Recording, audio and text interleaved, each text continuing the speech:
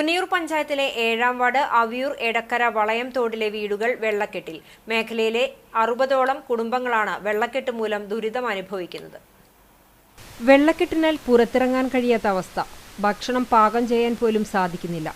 6ഓളം വീടുകളിൽ കിടപ്പു രോഗികളുമുണ്ട്. ഇത്തരം സാഹചര്യങ്ങളിൽ പഞ്ചായത്ത് മുൻകൈയെടുത്ത് ദുരിതാശ്വാസ ക്യാമ്പുകൾ സജ്ജീകരിക്കാറുണ്ട്. എന്നാൽ ഈ വർഷം പഞ്ചായത്ത് ഭരണാധികാരികൾ അനങ്ങാപ്പാറ നയമാണ് സ്വീകരിക്കുന്നത് എന്നാണ് ഇവരുടെ ആരോപണം. പല വീടുകളിലും ഒരടിയോളം വെള്ളം കെട്ടിക്കിടക്കുകയാണ്. ഇവർക്കായി 7ാം വാർഡിൽ സർക്കാർ തലത്തിലോ പഞ്ചായത്തിന്റെ പ്രത്യേക പരിഗണനയിലോ ക്യാമ്പുകൾ തുറക്കണമെന്ന ആവശ്യം ഉയർന്നെങ്കിലും ഒരു നടപടിയും അധികൃതർ സ്വീകരിച്ചില്ലെന്ന് പറയുന്നു. പമ്പ് ഹൗസ് വെള്ളത്തിലായതിനാൽ കുടിവെള്ളം പോലും ഈ ഭാഗങ്ങളിലുള്ളവർക്ക് കിട്ടാനില്ല.